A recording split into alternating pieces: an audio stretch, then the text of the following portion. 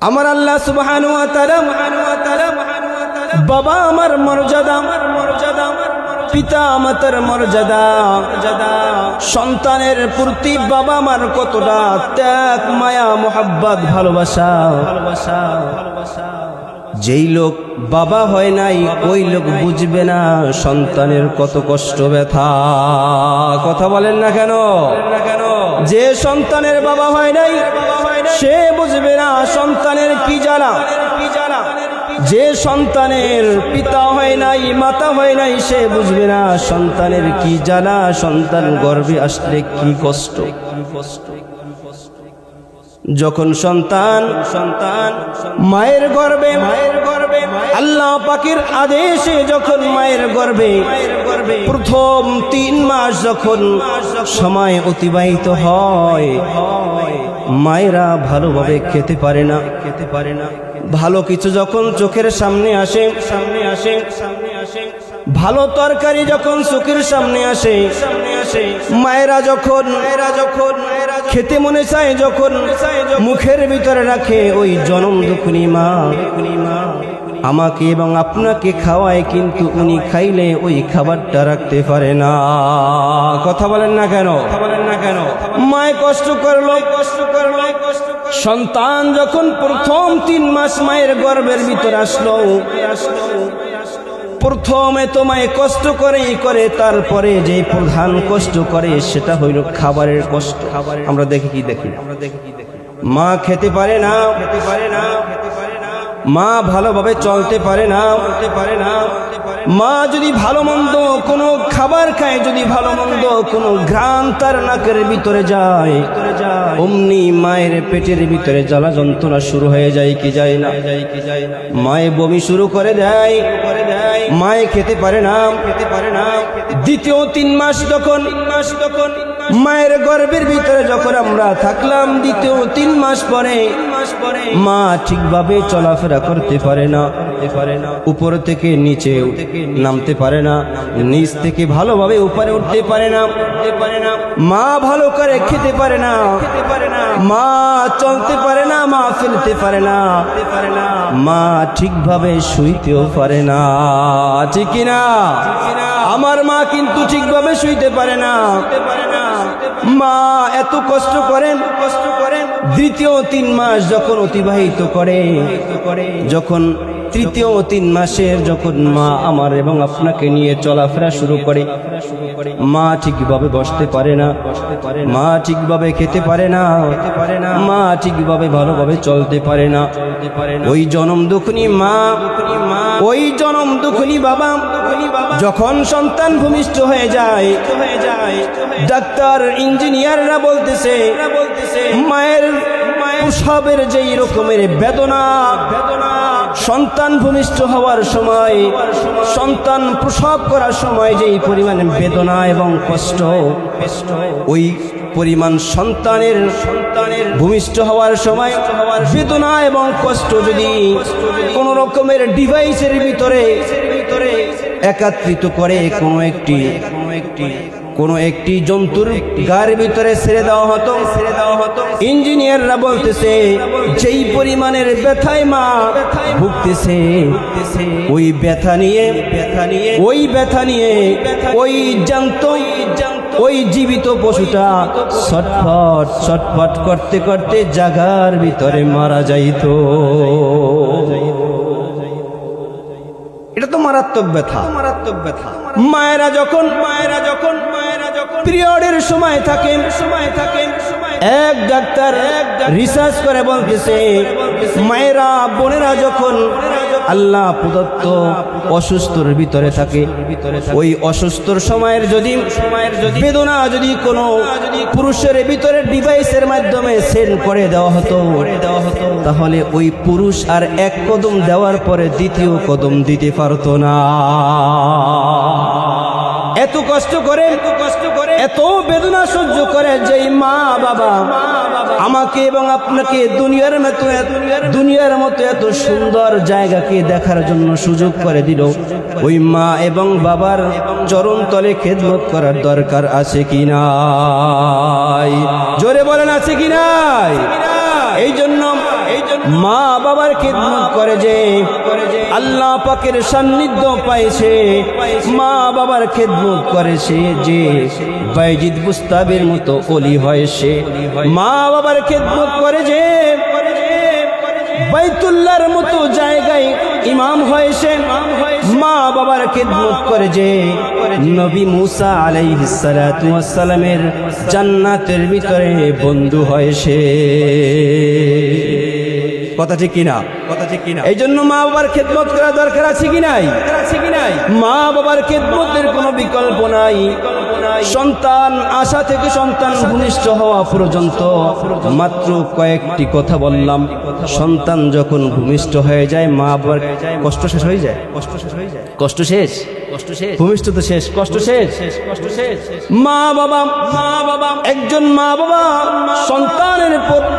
সন্তানের দিকে তাকিয়ে, সন্তানের ভবিষ্যতের দিকে তাকিয়ে মা বাবা ভালো মন্দ খায় না, মা বাবা ভালো জায়গায় যায় না, মা বাবা ভালো পোশাক পরিধান করে না।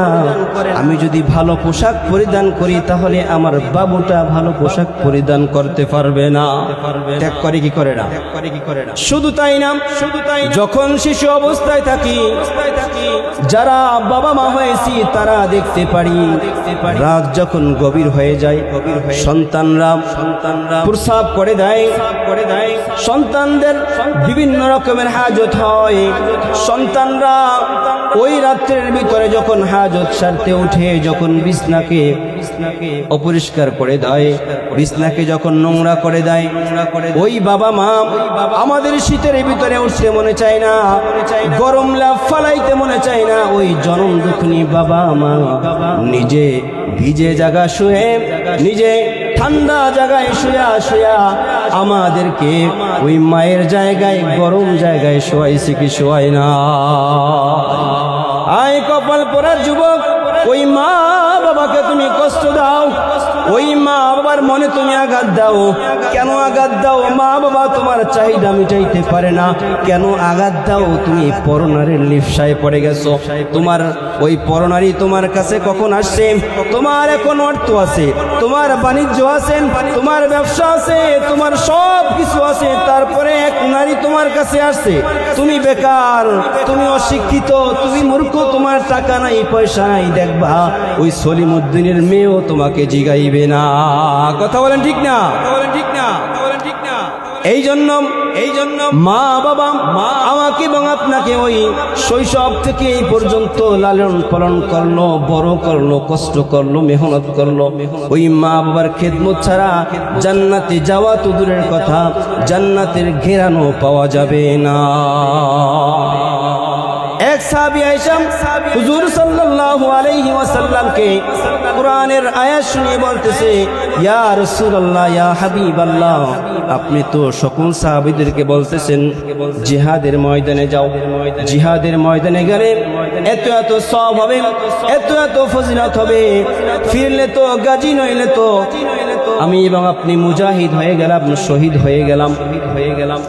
সাহাবী রাসূলের কাছে আয়েশা প্রশ্ন করলো, ইয়া রাসূলুল্লাহ, ইয়া হাবিবাল্লাহ, আমি জিহাদে যেতে চাই, জিহাদে গিয়ে আমি শহীদ হতে চাই, আমার মর্যাদা আপনার পাশাপাশি থাকবে, আমি চাই ইয়া রাসূলুল্লাহ, ইয়া হাবিবাল্লাহ, আপনি আমাকে অনুমতি প্রদান করেন, আপনার সাথে সাথে গিয়ে আমি যুদ্ধ জিহাদ করতে চাই, আমার নামটা শহীদের খাতায় লিপিবদ্ধ করতে চাই, আমার নামটা শহীদের খাতায় থাকবে।